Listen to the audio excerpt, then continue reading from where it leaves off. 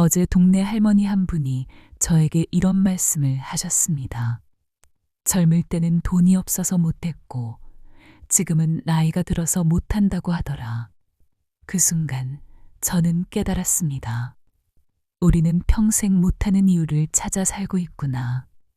젊을 때는 경험이 부족해서, 중년에는 책임이 무거워서, 나이 들면 늦었다고 해서. 그런데 정말 늦은 걸까요?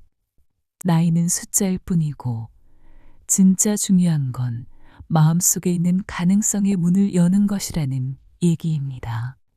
어릴 때 저희 집에는 오래된 라디오가 하나 있었습니다. 그 라디오는 특이했어요.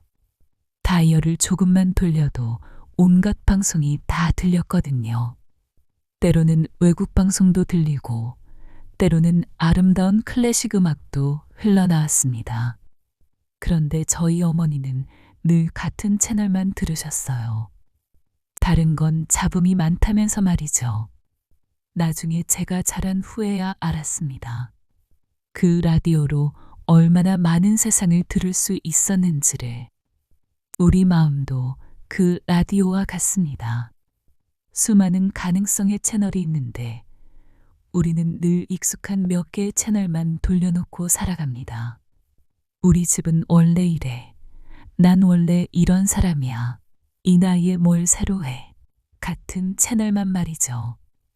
그런데 다이얼을 조금만 돌려도 완전히 다른 인생의 방송이 들려옵니다.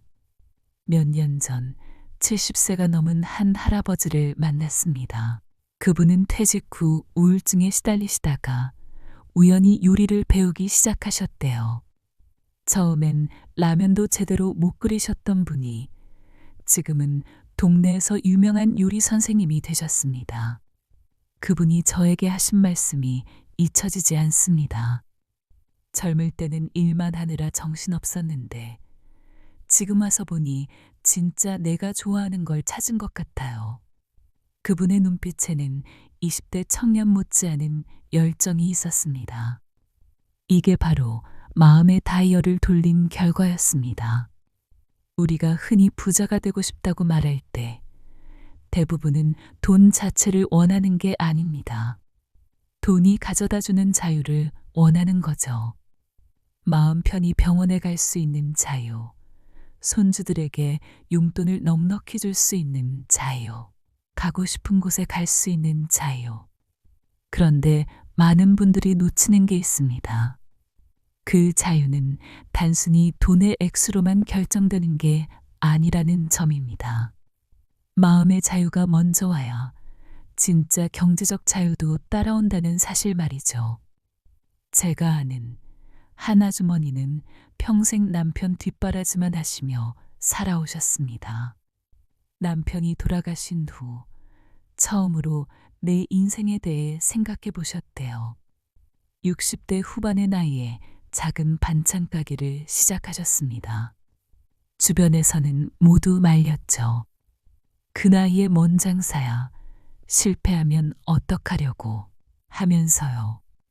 하지만 그분은 이렇게 말씀하셨습니다.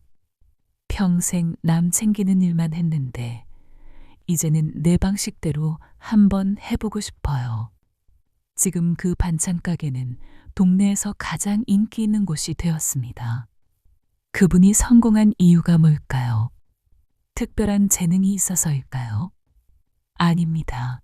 그분은 단순히 주는 것을 좋아하는 마음을 비즈니스로 연결했을 뿐입니다. 손님들이 맛있게 먹는 모습을 보는 게 좋아서 늘 반찬을 조금씩 더 주셨어요. 어머니, 이렇게 주시면 남는 게 없잖아요 라고 하면 남는 게 있어. 마음이 기뻐라고 하시더군요. 그 마음이 손님들에게 전해졌고 결국 더 많은 사람들이 찾아오게 된 거죠.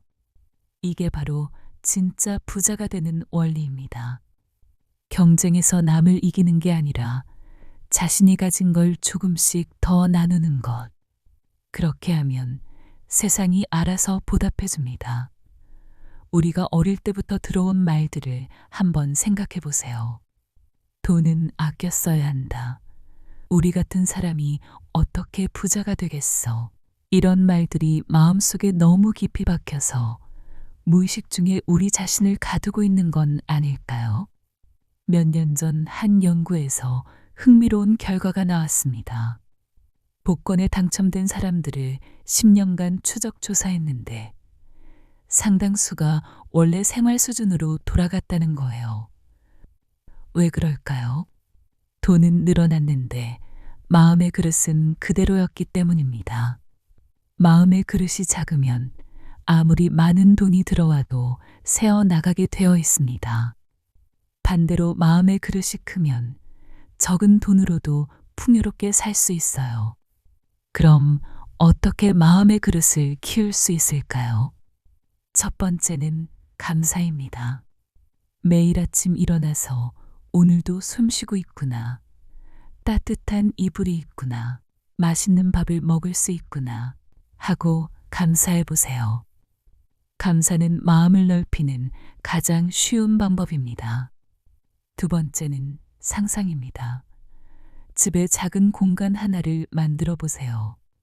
그곳에 내가 하고 싶은 일, 가고 싶은 곳, 만나고 싶은 사람의 사진을 붙여 놓으세요. 그리고 매일 그 사진들을 보면서 이건 언젠가 내 현실이 될 거야 라고 생각해 보세요. 뇌과학자들이 말하길 뇌는 상상과 현실을 구분하지 못한다고 합니다. 자주 상상하는 것은 뇌가 현실로 만들려고 노력한다는 뜻이에요. 세 번째는 작은 실천입니다. 큰 변화를 꿈꾸지만 시작은 아주 작게 해야 합니다. 건강이 목표라면 하루 10분 더 걷기부터, 인간관계가 목표라면 안부 전화 한 통부터, 취미가 목표라면 유튜브 영상 하나 보기부터 작은 실천이 쌓이면 어느 날 큰 기적이 됩니다. 한 할머니 이야기를 해드릴게요. 그분은 80세에 스마트폰을 처음 배우셨습니다. 자식들이 할머니 너무 어려우실 거예요 라고 했지만 고집스럽게 배우셨어요. 왜냐하면 멀리 사는 증손자와 영상통화를 하고 싶으셨거든요. 처음엔 전화 받는 것도 어려워하셨지만 몇 달 후에는 카카오톡으로 사진까지 보내시더군요. 그리고는 이렇게 말씀하셨어요. 세상이 이렇게 넓은 줄 몰랐네. 이제 집에서도 세계 여행을 할 수 있어. 그분의 세상은 스마트폰 하나로 완전히 달라졌습니다. 이게 바로 마음의 문을 여는 것입니다. 나이는 핑계일 뿐이고 진짜 중요한 건 새로운 것에 마음을 여는 용기였습니다. 돈에 대해서도 마찬가지입니다. 많은 분들이 나이 들어서 뭔 돈벌이 라고 생각하시는데 요즘 세상에는 나이와 상관없이 할 수 있는 일들이 정말 많아요. 온라인 쇼핑몰에서 물건을 포장하는 일, 아이들에게 옛날 이야기를 들려주는 일, 손재주를 활용한 소품 만들기 등등. 중요한 건 내가 뭘 좋아하는지, 내가 뭘 잘하는지를 아는 것입니다. 평생 살아오면서 쌓인 경험과 지혜, 그것만으로도 충분히 가치 있는 일을 할 수 있어요. 한 가지 확실한 건 세상은 더 주는 사람을 기억한다는 사실입니다. 요즘 많은 카페에서 아르바이트생들을 보면 딱 시킨 일만 하는 친구들이 있고 손님이 떨어뜨린 휴지도 주워주는 친구들이 있어요. 사장님들은 후자를 더 좋아합니다. 왜냐하면 그런 마음가짐이 고객들에게도 전해지기 때문이죠. 우리 인생도 마찬가지입니다. 받은 것보다 조금씩 더 주는 사람이 되면 세상이 그 마음을 알아봅니다. 그리고 더 큰 기회로 보답해 주죠. 이건 비단 일에서만 해당하는 게 아닙니다. 가족관계, 친구관계, 이웃관계 모든 곳에서 통하는 원리예요. 며느리에게 잔소리 대신 따뜻한 말 한마디를 더 건네고, 손주에게 꾸중 대신 격려를 더 해주고, 이웃에게 시큰둥한 표정 대신 미소를 더 지어주세요. 그렇게 하면 주변 사람들이 달라 보이기 시작합니다. 사실 달라진 건 주변이 아니라 나 자신이지만요. 요즘 젊은 사람들이 미니멀 라이프라는 걸 추구한다고 합니다. 물건을 적게 가지고 단순하게 사는 거래요. 그런데 시니어들이야말로 진짜 미니멀 라이프의 대가가 아닐까요? 젊을 때처럼 명품 가방이나 비싼 차가 필요한 것도 아니고 남에게 보이려고 과시할 필요도 없으니까요. 대신 우리에게 진짜 필요한 건 마음의 풍요로움입니다. 좋은 사람들과 나누는 따뜻한 대화, 건강한 몸으로 느끼는 일상의 소소한 기쁨, 후배들에게 전해주는 인생의 지혜. 이런 것들이야말로 돈으로 살 수 없는 진짜 부입니다. 그런데 아이러니하게도 이런 마음의 부를 가진 사람들에게 물질적인 부도 따라오게 되어 있어요. 왜냐하면 그런 사람들은 자연스럽게 더 주는 사람이 되거든요. 조금 전에 말씀드린 반찬가게 아주머니처럼 말이죠.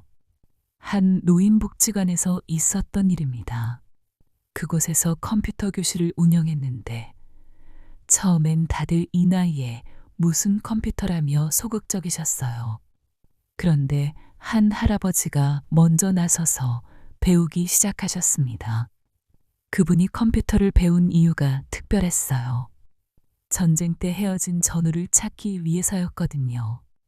처음엔 마우스 잡는 것도 어려워하셨지만 몇 달 후에는 인터넷 검색도 척척 하시더라고요. 그리고 정말로 60년 만에 전우를 찾아내셨습니다. 그 할아버지의 이야기가 신문에 나면서 복지관에는 컴퓨터를 배우려는 어르신들이 줄을 이었다고 합니다. 한 사람의 용기가 전체를 바꾼 거죠. 우리 인생도 그렇습니다. 한 사람이 먼저 변하면 가족이 바뀌고 주변이 바뀌고 결국 내 인생 전체가 바뀝니다. 그 시작은 언제나 마음의 문을 여는 것입니다. 혹시 여러분 중에 이제 와서 뭘 새로 시작해라고 생각하시는 분이 계신가요? 그렇다면 이런 통계를 한번 보세요. 미국에서 창업한 사람들의 평균 나이가 45세라고 합니다. 그리고 가장 성공률이 높은 연령대가 55세 이상이래요. 왜 그럴까요? 젊을 때는 경험도 부족하고 성급하기 때문입니다. 반면 나이가 들면 인내심도 생기고 사람을 보는 눈도 생기고 무엇보다 허세가 없어져요. 진짜 가치 있는 것이 뭔지 아니까 헛된 곳에 에너지를 낭비하지 않습니다. 저는 요즘 이런 생각을 자주 합니다. 인생은 마라톤 같은 거라고. 젊을 때는 앞에서 뛰는 사람들만 보고 조급해하지만 결국 끝까지 완주하는 사람이 진짜 승자라는 걸 깨닫게 되죠. 그리고 시니어 시절은 마라톤의 마지막 구간입니다. 이 구간에서 중요한 건 속도가 아니라 어떤 마음으로 뛰느냐입니다. 즐기면서 뛰는 사람과 억지로 뛰는 사람. 그 차이는 결승선에서 확연히 드러나요. 마음의 문을 연 사람은 즐기면서 뜁니다. 주변 풍경도 보고 함께 뛰는 사람들과 인사도 나누고 때로는 넘어진 사람을 일으켜 세워주기도 하면서요. 그런 사람의 결승선은 정말 아름답습니다.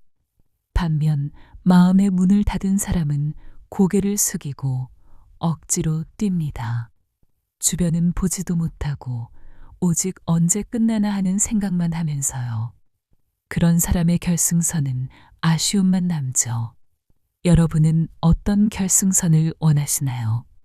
마음의 문을 여는 방법은 생각보다 간단합니다. 우선 새로운 것에 대한 호기심을 가져보세요. 이 나이에 뭐하러라는 말 대신 한번 해볼까라고 말해보세요. 그 한마디 차이가 인생을 바꿉니다. 그리고 실패를 두려워하지 마세요.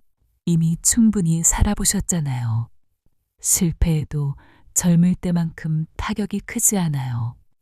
오히려 이것도 경험이구나 하며 웃어넘길 수 있는 여유가 있습니다. 마지막으로 혼자 하려고 하지 마세요. 주변에 비슷한 관심사를 가진 사람들을 찾아보세요. 요즘은 온라인에서도 쉽게 모임을 찾을 수 있어요. 등산 모임, 요리 모임, 독서 모임, 여행 모임 등등.